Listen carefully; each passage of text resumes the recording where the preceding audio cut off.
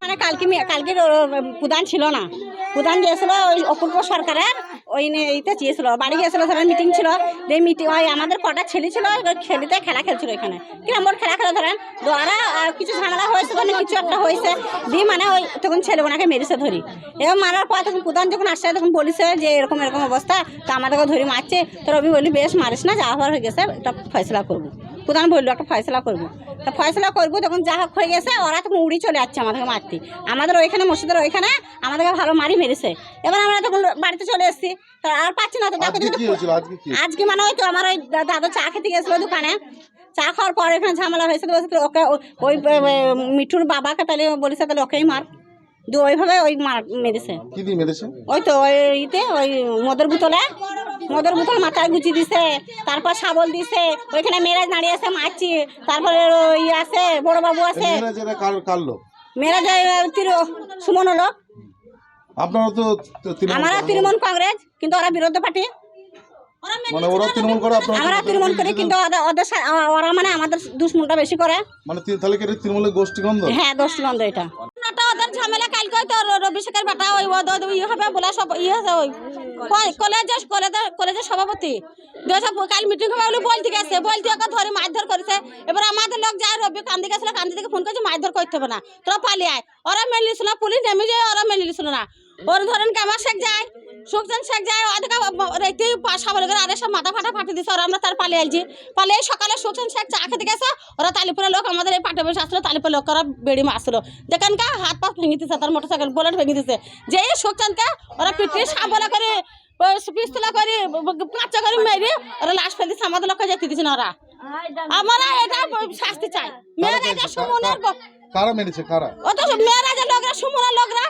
বড় খুব দাঁড়িয়ে আছে, আর মারছে একে সুখচান শেখকে পিটি নাই দিল, হ্যাঁ বড় দাঁড়িয়ে আছে সাইডে, বড় সাইডে দাঁড়িয়ে আছে, আর সুমন বলছে তো আমরা লাশের মতো নাচ চাই, আমার সুমন ফোন করছি মেয়েরাকে, আমরা নাচ চাই, ওই তো সুমন ফোন করে সুমনের সাথে আয় হয়েছে, কি চাইছেন এখন? আমরা শাস্তি চাই, মেয়েরা তো সুমনের, আর বড় বাবু শাস্তি চাই, বড় বাবু রিটার্ন করতে হবে থানা থেকে, নাহলে আমরা শাস্তি চাই, নাহলে আমরা আন্দোলন করবো থানায় যাই, সব মহিলা যাবো থানায় যাই আন্দোলন করবো।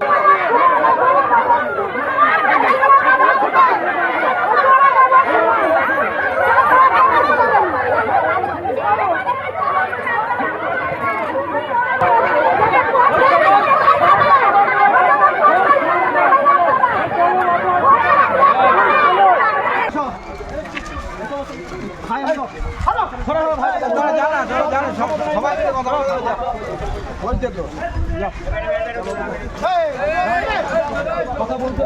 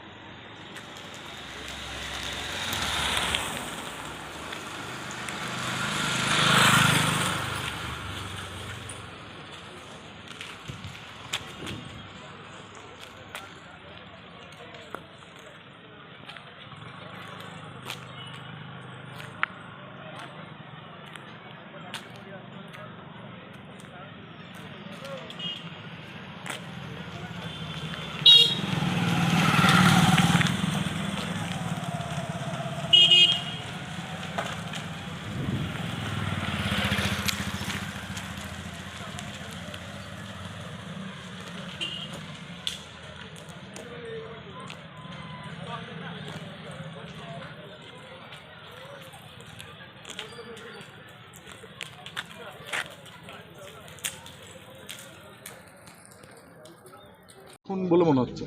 দেখুন, এখানকার পুলিশের অসহযোগিতা এবং পুলিশ মোস্তাফিজুর রহমানের সাথে একটা মোটা অঙ্কের তার সঙ্গে গোপনে আতায়াত হয়েছে, সেটা এখানে আসার পর উনি কাউকেই চিনেন না, স্লো ব্যাটে ওসি কাউসার হোসেন এখানকার কালকে এফআইআর করার পরেও কালকে একটা সামান্য মানে কালকে ক্রিকেট খেলাকে নিয়ে ঝামেলা হচ্ছিল, সেখানটা সুমন নাকি বলে যে তৃণমূলের মিটিংয়ে যাওয়া যাবে না।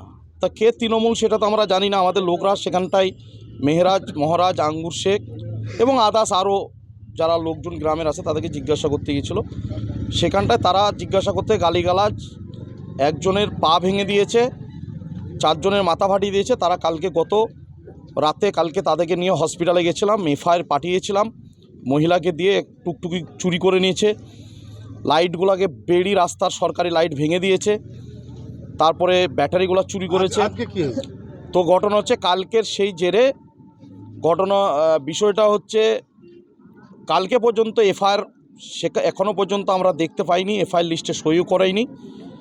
তারপরে আজকে পুলিশ কাউসার হোসেন এখানটা আরও আনুষ্ঠানিক কিছু অফিসার ছিল, সেখানটায় তালিপুর থেকে হঠাৎ মেহরাজ শেখ এবং সুমন নির্দেশ দেয় যে তালিপুর থেকে যারা আসবি তাদেরকে তোমরা ওই পূর্বগ্রাম রূপচানের চায়ের দোকানে ধরো আর মারো।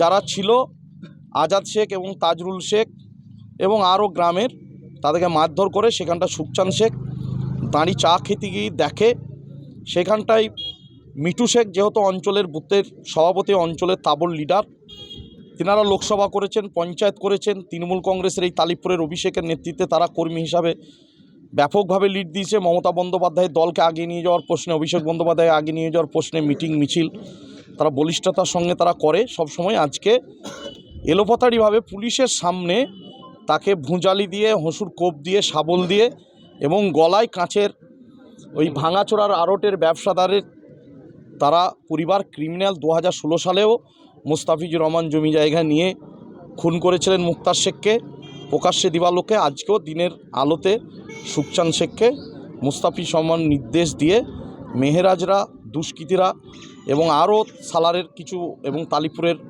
2-4 জন যারা আছে তারা জড়িয়ে আমার গ্রামের হঠাৎভাবে অতর্কিতভাবে মারধর, লোককে আটকানো এবং এই হচ্ছে তার অকালে প্রাণ। ব্যাপার হচ্ছে গতকাল সন্ধ্যাবেলায় ওদের গ্রামে পূর্ব গ্রামে একটা ঘটনা ঘটেছে। সেই ঘটনাকে কেন্দ্র করেই সেই ঘটনার এসে আজ সকালে একটু ঝামেলা হয়েছে এবং সেই ঝামেলা হওয়ার পরিপ্রেক্ষিতে মারধর হয়েছে এবং একজন গত হয়েছেন। এই ব্যাপারটা সত্যিই খুব অনাকাঙ্ক্ষিত ব্যাপার এবং আমি যিনি গত হয়েছেন তার প্রতি সমব্যথী। এবার রবি শেখ কেন বলছেন না বলছেন এটা হয়তো তার কোনো অভিসন্ধি থাকতে পারে। এটা একটা গ্রাম্য ব্যাপার, এখানে দলগত কোনো ব্যাপার নাই।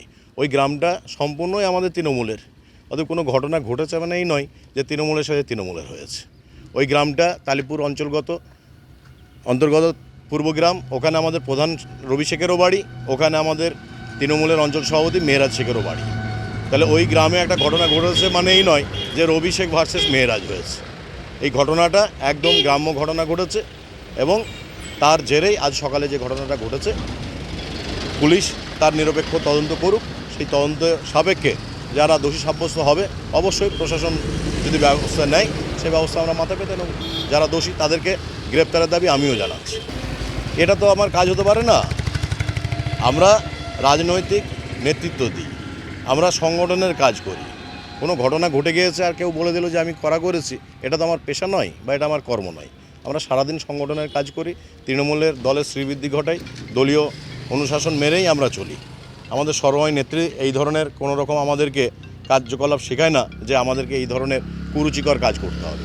এটা একটা ঘটনা ঘটেছে, এই ঘটনার আমিও তীব্র নিন্দা করি। এই ধরনের ঘটনা মোটেই ঘটা উচিত নয়। প্রধান কেন আমার বিরুদ্ধে আঙুল তুলছেন না তুলছেন অবশ্যই আমার দলের ঊর্ধ্বতন কর্তৃপক্ষ, আমার সাংগঠনিক জেলা সভাপতি অপূর্ব সরকার ডেবি মহাশয়কে আমি জানিয়েছি, তিনিও বিষয়টা দেখছেন। এটা আমিও কোনোভাবে আশা করি না যে একটা প্রধান হঠাৎ করে এই রকমভাবে তার চিন্তাভাবনা পাল্টিয়ে যেতে পারে, যে দলের বিপক্ষে তার বিবৃতি, এটা তার পক্ষেও শোভা পায় না। দেন আমি সর্বপ্রথম বারবার বলছি যে এটা কোনো দলীয় সংঘাত নয়। অতএব যেহেতু দলীয় সংঘাত নয়, এটা একটা গ্রাম্য বিবাদ, একটা গ্রামের দুটো দলের মধ্যে বিবাদ, এটা রাজনৈতিক কোনো ইস্যু নয়। অতএব রাজনীতিতে বা আগামী লোকসভায় এর কোনো প্রভাব পড়বে বলে আমি মনে করি না।